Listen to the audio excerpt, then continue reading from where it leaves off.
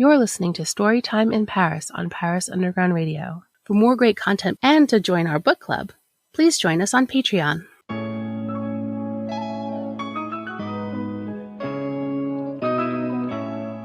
Since well before Victor Hugo looked up at Notre Dame and thought, what if a hunchback lived in there? Authors have been inspired by Paris.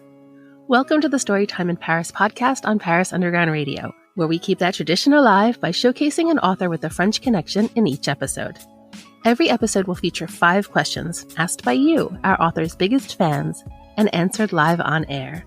Then our authors will treat us to a reading of an excerpt from their book. I'm your host, Jennifer Garrity. Would you like to join the Storytime in Paris book club?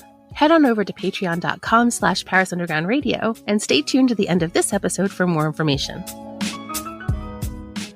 My guest this week is Bernadette, but you may know her best by her pen name, B.A. Paris. Bernadette is a New York Times and Sunday Times #1 best-selling author.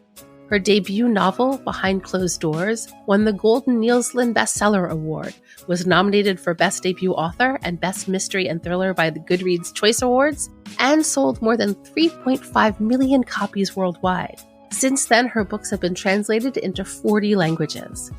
Bernadette's latest novel, The Prisoner, is a psychological thriller centered around Amélie, a young woman who wakes up in a pitch-black room, not knowing where she is, who brought her there, or what they want. She can hear her husband nearby, but isn't sure it's a voice she can trust. Without further ado, please allow me to introduce B.A. Paris, author of The Prisoner. Hello, Bernadette. Thank you very much for joining me today. Oh, no, thank you, Jennifer. It's a pleasure to be here. I'm very, very excited to be speaking with you today. But before we dive into all of that, can you just tell our listeners a little bit about who you are and what you do? Yes, of course. So my name's B.A. Paris and I write psychological thrillers. I'm fairly new to the game. My first book, Behind Closed Doors, was published in 2016. I only started writing when I was 50. So it's a whole new career for me. And I've published 6 books now. And the latest one is The Prisoner. That's amazing. Was it something that you'd always wanted to do? Had you always wanted to be a writer? Yes, from a very young age, but I always thought I'd write children's stories. And in fact, I did write some children's stories and sent them off and they didn't get anywhere. And I never, ever thought of writing a novel. And it was one of my daughters who pushed me to writing. She said, I'm sure you could write a novel if you tried. And I thought, no, 80,000, 90,000 words, I could never do that. And then I went to bed that night and I thought, oh, well, maybe I could. And I came up with a story about a family. And it was just like a drug. I started writing the next day. I couldn't stop. It wasn't Behind Closed Doors. I had to go through several books before I found an agent who would take me on. So it was quite a long process. But, in the end, I made it, which was great. Well, considering it's only been a few years, then you are quite prolific. This is already your 6th book, right? Yes, I think it's about one a year. I think there was 1 year that I didn't have a book out, or maybe not. So yes, I mean, the publishers like 1 a year, I think, when it comes to psychological thrillers, if possible. So it's quite a good rhythm. It means you're always editing your one book while you're starting the next book. So there's not really that much let up, but as long as you're enjoying writing, it's fine. So what is your connection to Paris and to France? Well, I'm half French. My mother's French, and I was born and brought up in the UK. And my mother, unfortunately, never spoke French to us. And I have a French family, of course. I have cousins, uncles and aunts. So when I was 21, I decided to leave the UK and go and live in France for a year so I could learn French and communicate with my cousins there.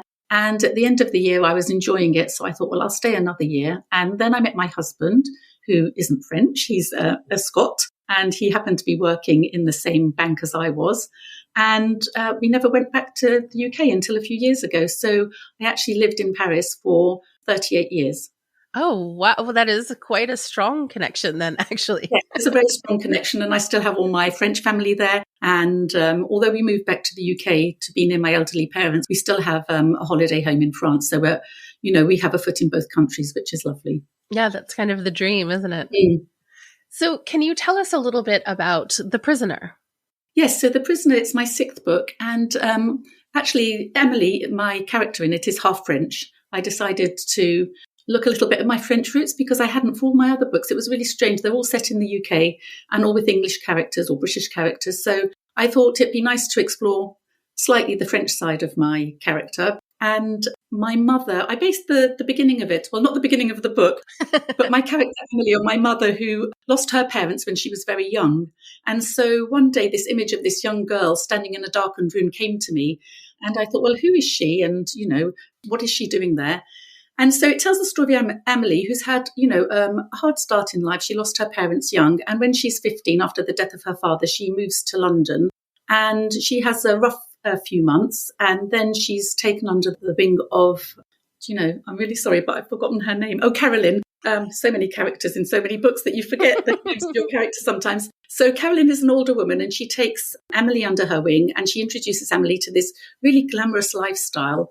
And Amélie just loves it. She loves Caroline and her friends. And through this glamorous lifestyle, she meets Ned, who's a billionaire, the son of a billionaire. And they get married. And then one day, Amélie wakes up and the book starts with her waking up one night and there's a man standing over her and she's been kidnapped. And she's taken to a darkened room and she thinks she knows why she's been kidnapped, but then she realizes that it isn't what she thought at all. Yeah, it's a very strong beginning. Yes, I think my first chapter, which I'll probably be reading later, is quite a strong one. I hope it grips the reader and they want to know more about Amélie afterwards. Yeah, I think for sure. I think there's a primal fear in us about being locked in a closed space or locked in a dark room with no windows, not knowing where you are, how you can get out, this feeling of being trapped. And I think often in psychological thrillers, there's a playing upon of these fears of ours. When you're writing things like this, is it cathartic for you? Is that what draws you to this genre? Yeah, it's really strange because the books that I wrote at first, before I was published, weren't at all thrillers. And they were just family dramas, which I really enjoyed writing. But when I wrote Behind Closed Doors, that was billed as a psychological thriller. And then, of course, my publisher wanted more psychological thrillers. And I thought, I don't think I'm going to be able to do this because I didn't think I had that darkness in me or that dark side. But actually, I really enjoy writing them. And yeah, I suppose it is tapping into people's fears, but from the safety of their homes. So I think that is something that people like. They like to read thrillers. They like to think, well, that's not me. But, they enjoy the thrill and the tension of a thriller. And so, yes, I enjoy writing them now. I think you're right. I also think there's a part of it that's like, it's a manual for if I were ever kidnapped and put into a dark room, what would I do? How could I escape, Yes, I think that's it, because when I imagined Amélie then, so I imagined what I would do if what I hope I would do, how I hope I would act if I was suddenly kidnapped and put in a darkened room. And, at the beginning, I have her exploring the room, feeling her way around, because I think that's what you would do. You would try and get your bearings, try and work out what sort of room you were in, if there was anything in the room, anything other than just yourself. So, it was really interesting to say, well, if this was me, and I shut my eyes and I tried to imagine. And yeah, and I think it's an interesting exercise to put yourself in somebody else's shoes and think, what would I do if I was in that situation? It's not so difficult for me to think of the limitations that writing a book like this might put on you, or writing a story where a good part of the action takes place in this dark, closed room. But were there any unexpected freedoms in these limitations that you found? I think that I got over those limitations because it would have been quite boring just to read about her in a darkened room with not much to do, by giving Amélie her backstory, so she tells her backstory of how she became locked in this room.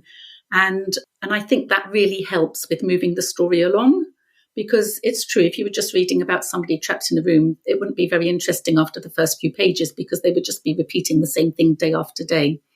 But without giving too much away, well, I can't give too much away, so I can't say anything else. So no, I hope readers discover it for themselves. Yeah, what we can say is that the book takes place in two kind of timelines. We've got the past and the present. And so in the past, we're out in the world, and in the present, we're in this closed room.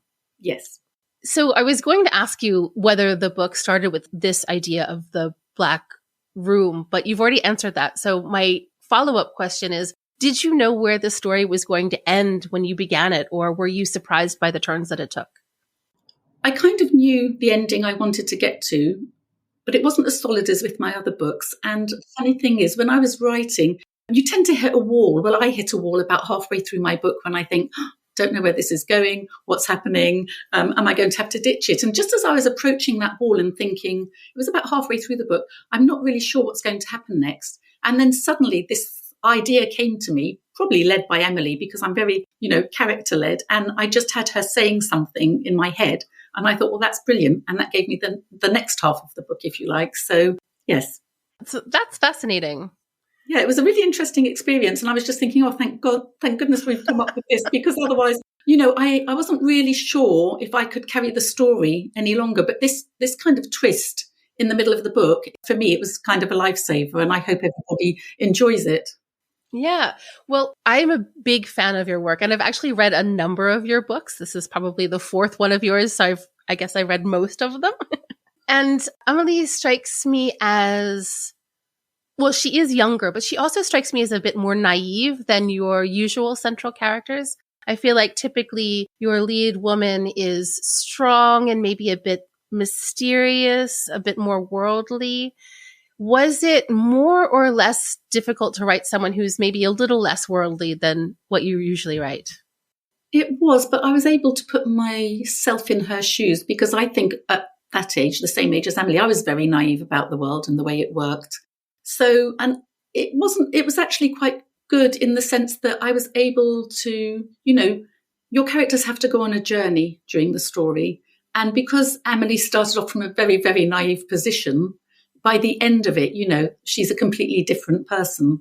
And that was interesting. I think, she probably went through the kind of biggest journey than any of my characters before, except perhaps Grace in Behind Closed Doors, actually. I think that was probably the worst. Yes. So how do you strike that balance between wisdom and naivete and what we, the audience, knows and what Amélie knows? And how do you string that all along with it feeling satisfying on all ends? Yeah, it's a difficult one, because I know that, readers can get very exasperated with a character that seems a bit weak, or, but I think you can't, it's hard that everybody's got some weakness. And I think you have to have a fairly flawed character, or flawed in some way, at the beginning of a book, because as I say, they need to go through a journey and they've got to get to a particular point. So if it was that, they were already a strong character at the very beginning of the book, then something would have to happen to them during the book. But I prefer to start off with them as slightly, as Amélie is, naive, and just see how they progress and mature during the story. But it is a fine balance, because you don't want your readers to think, oh, really don't care what happens to this character, which does happen sometimes. Yeah, I hadn't thought of this before, but I think that what maybe carries it through is this evolution that you're talking about. Because if you're reading a character and she's naive and always naive, and then you, the reader, are like, why don't you see what's right in front of you? That's what's frustrating. Yes. But she does learn and grow. She doesn't see the things that we see in the beginning because she's naive, but she does pick up on things eventually. Yes. Oh, absolutely. Well, I think she has to, she has to become very strong and be very decisive. And, she's completely different by the end of the book, and I really enjoyed seeing that progress. But, it was quite interesting writing a much younger character, because mostly my characters, the women are always in about their late 30s, early 40s or something. So, to go with a young girl who at the beginning of the story, she's really 16 when she arrives, I think 15 or 16 when she arrives in London. So it was really interesting writing from, and in a way she was mature. She was mature because she'd arrived in London and had lived rough for a while. So, but then there was this terrible naivety, because she grew up without a mother almost. She didn't even remember her mother, who died very young. And she lived in a very secluded life with her father. So, she was really naive in so many ways. She'd hardly been out of the city where she lived. Have you always dreamed of owning a place in Paris? If you're planning on moving, renting, buying, or selling a place in France, you'll need the expert guidance of Gail Boisclair and Marie Pistinier, hosts of the Paris Estate of Mind podcast. Listen now to Paris Estate of Mind on parisundergroundradio.com or wherever you listen to podcasts. We'll be right back with Storytime in Paris after a word from our sponsors. And now, back to Storytime in Paris. There seems to be a theme in the book about money and morality, or maybe money and immorality and poverty and morality. Was this something that you were looking to explore? I think it's just how, we all look at these wonderfully glamorous lifestyles and think, well, maybe some of us think, oh, wouldn't it be lovely to be that person? And just for Amélie, she was blown away by the lifestyle that Carolyn showed her, the glamorous parties and everything. And these were really good people. But, there's always a baddie involved. And it was just that her head was slightly turned and she was very trustworthy, as she would be. She didn't think that anybody could be evil, really. I think, I did want to explore that little bit of people looking at actors, actresses on television, influencers, and thinking, oh my God, they've got the most amazing lifestyle. But maybe in reality, if you had that lifestyle, it wouldn't be so great. Yeah, that's true. That definitely seems to ring true for her. Do you find it more challenging to write moral or immoral characters? Probably moral ones. I quite like writing immoral characters because you can have, it's awful to say, isn't it, more fun. I mean, my favourite character to write, which I really hate admitting, but I often get asked, was probably Jack in Behind Closed Doors, because he was really evil and you could actually push it, I never expected him to be like that. But when I was writing his character, sometimes the next day when I read over what I'd written the day before, I'd be really surprised and I'd think, gosh, that's quite shocking. But it was as if Jack took over and was saying, you can make me more evil than this. You can make me worse. And there is something you can let your imagination go where, normally you wouldn't go there. So it's just your imagination. You're writing these characters who, don't exist or you hope don't exist. So, it's quite fun in a way. That's definitely part of the beauty of writing and of reading too, right? You're writing characters who do things that you would never do. And we're reading characters that we would never root for in real life. But in this genre, sometimes you're playing with that as well. Yes, exactly. So despite a lot of this book, a lot of the present being set in this dark room, Amélie does travel and we end up going to Las Vegas and we go to New Zealand. Why did you choose to send her to these places? Las Vegas, I just thought that would be a good place for what happens to her to happen in Las Vegas. It was the ideal place for it to happen. New Zealand was because I had planned to go there with my husband and I wanted to research the book when I was there. So we'd planned this trip and I thought, it'd be really good in my book if Amélie went there. Am I saying too much now? I don't really want to give too much of the story away. But anyway, but we didn't end up going. So because of COVID, because of lockdown. And so I just had to rely on Google Maps to navigate my way around where I wanted her to be. And so I don't know whether we'll ever make it to New Zealand in the future, but it was because we were going there and I thought, it'd be great to, maybe situate some of my story there. And also I wanted somewhere far away from London, and that is about the furthest you can get. Yes. Both of the settings, without giving anything away, seem very appropriate for what happens in them. So, yes. Yeah. And I think it's a clever trick as a writer to set books in places that you've always wanted to go to so that you have to go there for research.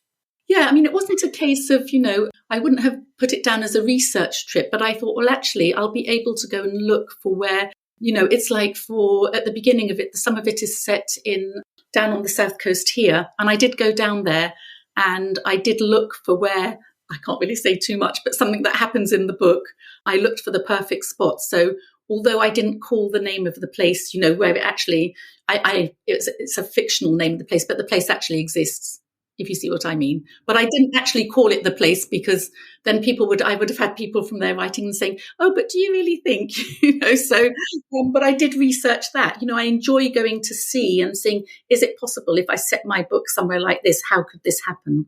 And I think that's quite important. Yeah, it makes it a bit more grounded, I suppose, if you can really imagine the place that you're talking about. I mean, things like Las Vegas, it's easy to get information on Las Vegas. You just Google it and, so much comes up. And so you don't really need to go there to place your book there. And I think all authors, they might set parts of their book in places they've never been to. But as long as you do your research, hopefully you don't come a cropper. I think part of the allure of Las Vegas is that it lives up to its stereotypes anyway. So I do feel like you're relatively safe there. Exactly.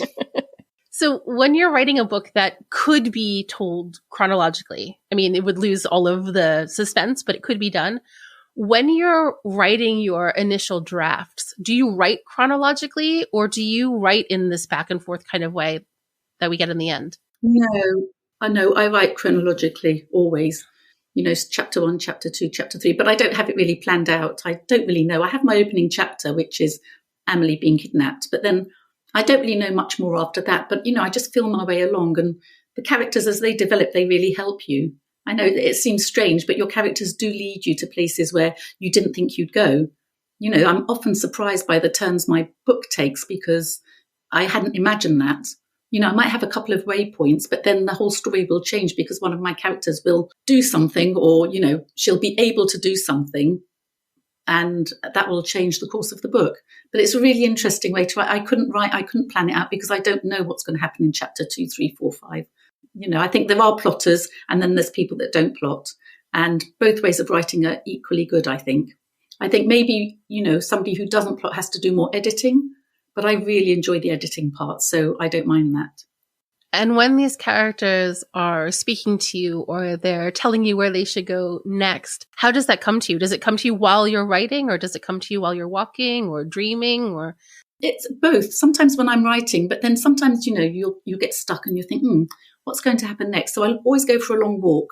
And by the time I get back from the walk, I've usually I always have found a solution. So, there's always a way through. Oh, it's fabulous. Well, I hope so. I mean, I hope that will continue to be like that. So. Yeah, exactly.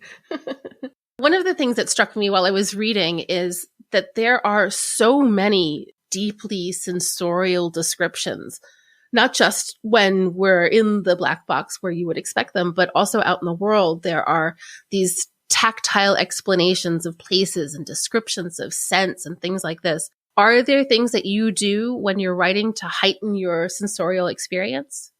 No, not at all. And actually, it's lovely that you've said that because I always think I'm rubbish at descriptions. So, that really makes me feel much better because I always think that, I'm not really good at describing things. I mean, there's some authors out there that, are just fantastic. And when I read their work, I just think, I wish I could write like that and describe things. So, but no, I mean, when I write, I'm really plunged into the story. So if somebody comes to talk to me, I don't actually hear them. I don't notice. And often I say yes to things that, for example, if my husband comes and asks me something and I'll say yes or no, but I won't actually be conscious that I'm saying yes or no. And it's probably the wrong answer.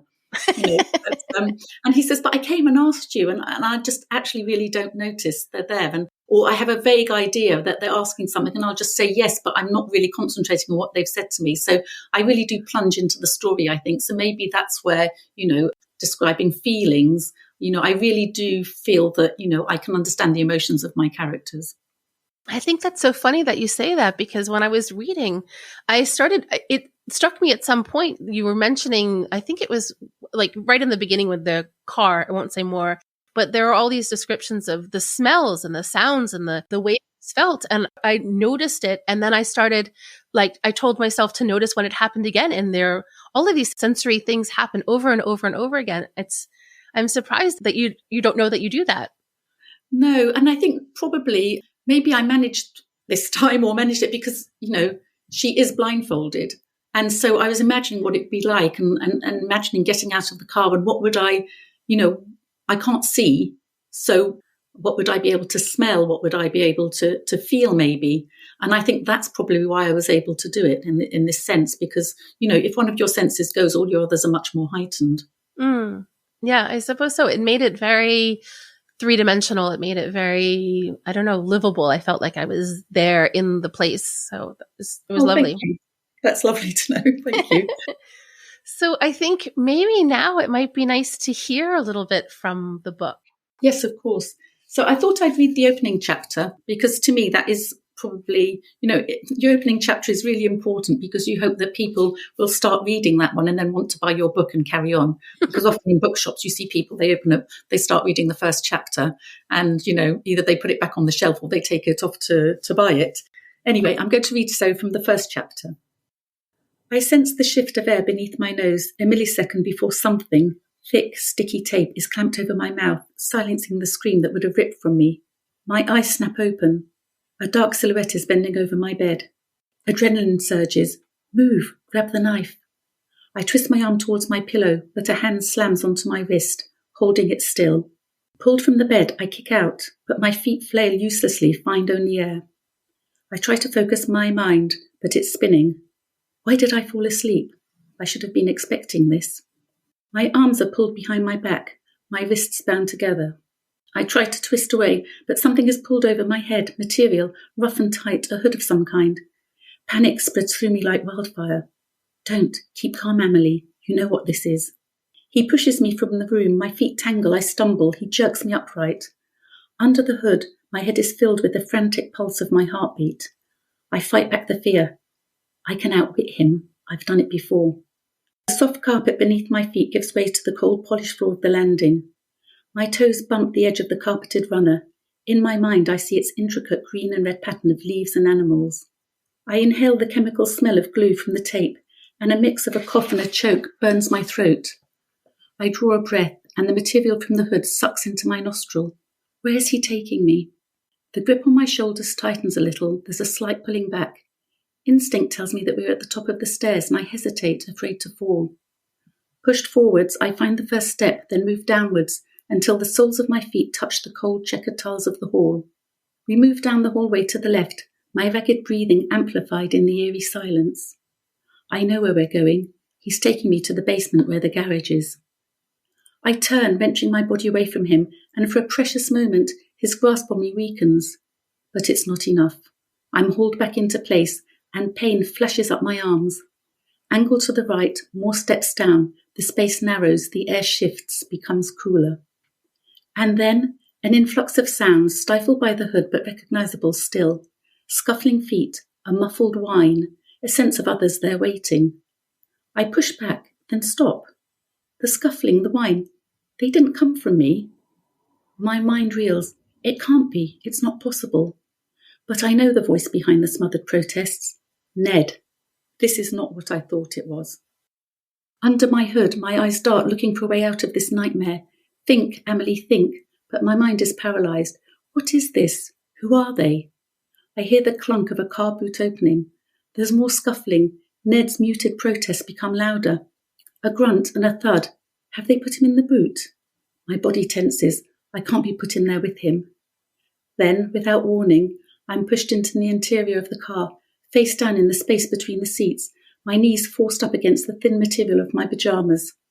Heavy shoes push against my back, holding me down when I try and get up. At first, I attempt to keep track of where we're going, but I quickly become disorientated. I concentrate instead on drawing small sucks of air into my lungs. My stomach heaves, I'm breathing too fast. I close my eyes, imagine I'm outside in the cool night air, looking up at the sky, the stars, the infinite space. Gradually, my breathing calms. Later, hours it seems, the car slows, the road becomes rougher. My mind has wandered. I force myself to focus. I know that for survival, every second counts. The car rocks. I picture a dirt track under the wheels, a forest around us. I should be more afraid. But I'm not scared of dying. Not anymore. Not after everything. Fabulous. Thank you. What is next for you? Do you have another book in the works? Yes, I have another book coming out. So it's now going to be the beginning of next year. It's called The Guest. And it's completely different to The Prisoner. I think it's important that each time you try and write something completely different. And I'm working on the next one as well. Oh, that's so exciting. So I feel like a little kid. I can't wait to read the next couple of books. So where can people find you if they want to keep up to date with you and what you're doing and your books and all of that? Yeah, of course. So I'm on Twitter and I really love to communicate by Twitter. So you can find me under BA Paris Author. I really like Twitter. It's a great way to communicate with readers because they'll just write you a little thing saying, I really enjoyed your book, and you can write back and say thank you. Otherwise, I now have a website, which is quite new, baparis.com. And I also have a Facebook page. Fabulous. And I'll include links to all of that so that people can find you really easily. Thank you. Thank you so much, Bernadette. This was a dream come true. It was so nice to speak with you. No, thank you for having me. I've really enjoyed it. Thank you. Thank you again to Bernadette for such a lovely conversation. You can find Bernadette on Twitter and Instagram at BAParisAuthor and on her website at baparis.com. Please join me next week when I'll be speaking with author Joel Warner about his book, The Curse of the Marquis de Sade. Check back to see if your questions have been answered and to hear a reading from his book. Thank you for listening to Storytime in Paris. Please remember to rate and review us and also tell a friend. The more people who know about this podcast, the more we'll be able to grow and the more I'll be able to share fabulous books and their authors with you. Join the Storytime Book Club, which welcomes authors who have been featured on the podcast to come talk more in depth about their books. Since we keep the podcast spoiler-free, this is the perfect chance to get all your specific questions answered. Please visit patreon.com/Paris Underground Radio for more information. I'm your host, Jennifer Garrity. You can find me on all socials at Jennyphoria. That's JennyPhoria. Thank you for listening, and until next week, happy reading! This episode of Storytime in Paris was produced by Jennifer Garrity for Paris Underground Radio. For more on this show and shows like it, please visit parisundergroundradio.com.